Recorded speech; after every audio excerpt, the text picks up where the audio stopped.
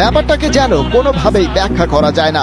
24 বছর মানে পাকা দুই যুগ একজন ক্রিস্টিয়ানো রোনালদো প্রফেশনাল ফুটবলে গোল করেই চলেছেন। সেটা অতি মানবীয় নাকি দানবীয়, কোনো বিশেষণেই যেন বাধা যায় না তাকে। এবছরের ফেব্রুয়ারিতে বয়স পেরিয়ে যাবে 40, এখনো থামার নাম গন্ধ নেই। সেই 2002 সালে পর্তুগিজ প্রিমিয়ার লিগে স্পোর্টিং সিপির হয়ে জোড়া গোল দিয়ে শুরু, তারপর Manchester United, Real Madrid, Juventus, Al Nassr আর পর্তুগাল ন্যাশনাল টিমের হয়ে করেছেন 900+ গোল।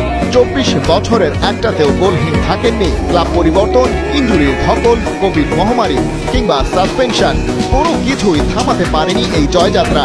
এই জায়গাতেই CR7 হয়ে উঠেছেন অনন্য, অসামান্য। বৃহস্পতিবার আল নাসরের হয়ে জোড়া গোল করে ম্যাচ জিতিয়েছেন মূলত সাদিও মানে। রোনালদো যে পেনাল্টি থেকে গোলটা করলেন সেটাও আদায় করা গেছে ওই সেনেগালিস ফরওয়ার্ডের কল্যাণে। আল উকদুদের বিপক্ষে আল নাসর ম্যাচ জিতেছে 3-1 গোলে। তবে দিন শেষে স্টারডম ম্যাটার্স, পেনাল্টি থেকে স্পোর্টসে নাম তোলা CR7 ম্যাচের পর ইনস্টাগ্রামে পোস্ট করেছেন, দারুণভাবেই বছরটা শুরু করা গেল। বছরের শেষটা খুব একটা খারাপও হয়নি। 2024 সালে তার নামের পাশে যুক্ত হয়েছে 43 গোল। তার আগের বছর গোল সংখ্যা ছিল 54, এক ক্যালেন্ডার ইয়ারে যেটা ছিল ওয়ার্ল্ড ওয়াইড সর্বোচ্চ।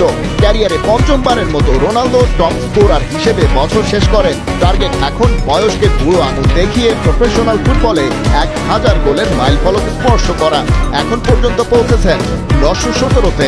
চলতি সিজনে প্রো লিগে সময়টা খারাপ কাটছে না।